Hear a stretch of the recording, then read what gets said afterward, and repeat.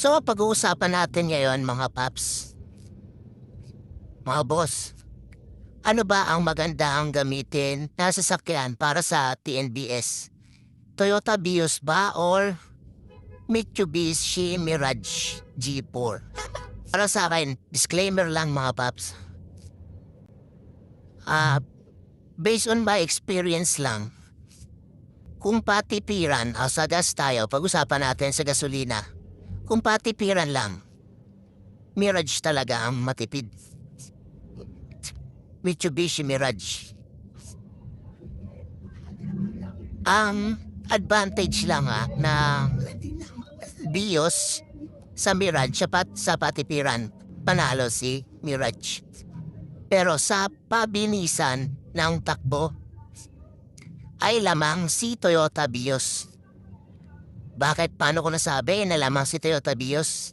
Kasi una sa lahat, si Toyota Vios ay 4-cylinder head.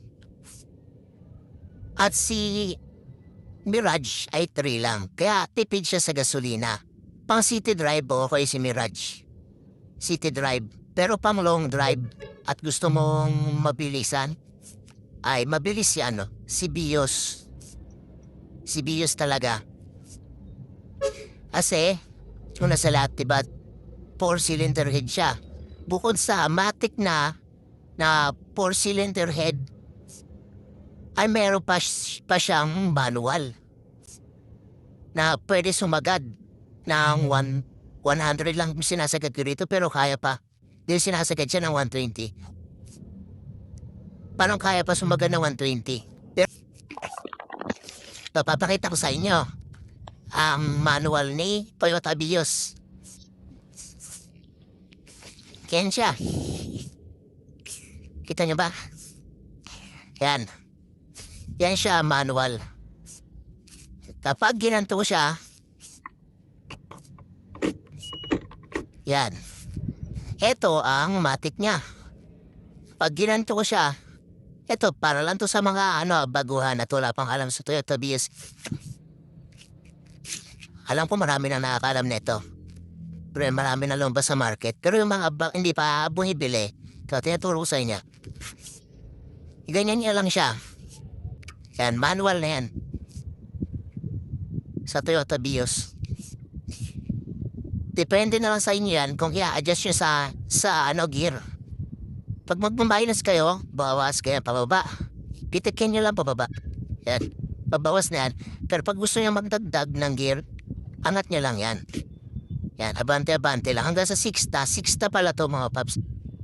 Hanggang 6ta to. Tapos pag gusto nyo babaan ng gear, yan, baba lang. Pero kung pag galing kayo sa automatic, tapos hataw kayo, pag ginanyan nyo, automatic yan, 6ta kagad yan. Ka-6ta siya kasi mabilis yung takbo nyo, automatic sa 6ta siya. Pag mga nasa 80 o kaya 90 ang takbo nyo sa expressway, automatic 6ta na siya. Gusto nyo bawasan? Yan, baba nyo lang. Para magbawas siya hanggang sa bumagal. Ganun lang mga paps. Kaya nasabi ko mas mabilis ang Toyota Vios sa Mirage. Medyo malakas ka lang siya ng konti sa gasolina. Kumpara sa Mirage.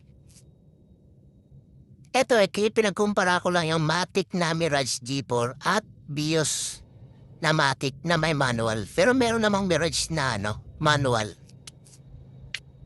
Yan, mas tipid din sa gasolina talaga kasi manual yan. Pero ang nakakapagod lang is tapak ka ng tapak sa clutch. Kumbaga sa Vios, ka lang, chill lang, pwede mo siyang i-manual pero hindi ka tatapak ng clutch. Kailangan kagandahan sa Toyota Vios. Sa mga nagbabala kumuha, nasa inyo yan kung Toyota Vios or Mirage. Para sa akin lang para sa akin yan Kasi gusto kasi medyo mabilis. Kaya kinuha ko yung may manual na Toyota Vios. Kung gusto niya mang patipiran sa gasolina, tipid talaga ang Mirage. Kaso, may limit lang yung takbo niya.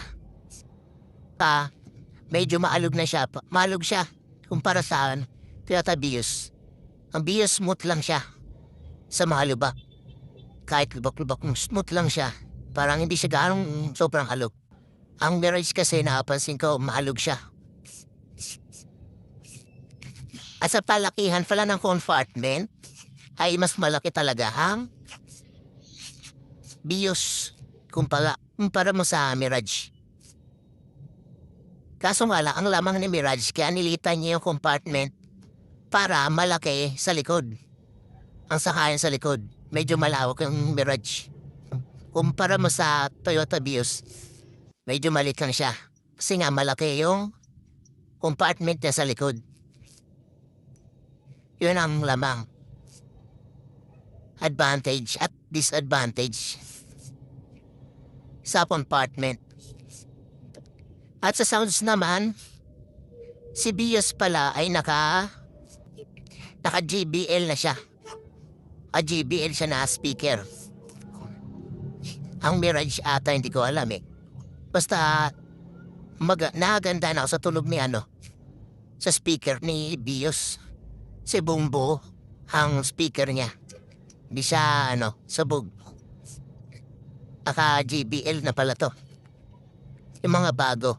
2024.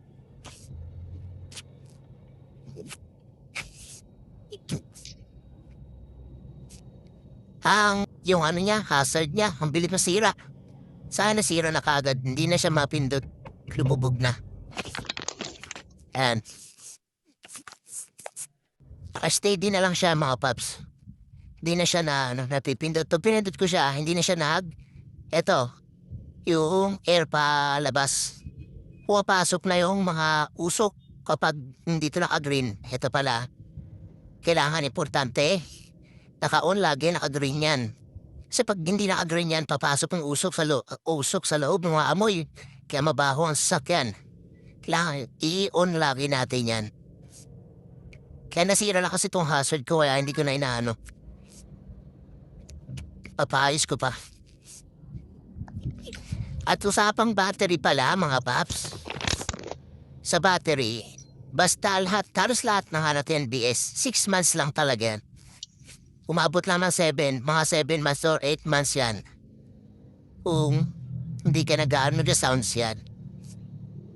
Pero kung sounds mo, nasa 6 months lang. At ang una ko palang battery ng Vios ay Motolite. Mabot din siya na mga 6 months din. Tapos, yung naubos na, umili ako ng Amaron. Halos tinagakala yung presyo nila. Yung Amaron naman, pwede mo siyang lagyan ng tubig. Kapag nagkulay, yung may pilog siya na maliit. Kulay green yan kapag, fully charged pa. Magi-gray siya kapag palubat na. Yun, lalagyan mo lang siya ng tubig. Dun sa pinagbilhan, dun mo na siya dadalhin. Ang pala nila, 6 months lang din ang warranty nila. Kasi bugbog kasi yung sakyan alam nila na hindi tatagal ng 1 year. Pero kung hindi mo naman gagamitin na pang TNBS, kaya kahit 2 years yan. 2 to 3 years, pang 5 years pa eh. Basta hindi mo gaano ginagamit. Pero sa TNBS, 6 months lang. 6 to 7 months yan. Agal na yan. Sulit na yung gamit mo dyan. Pag gumabot ng 7 to 8 months.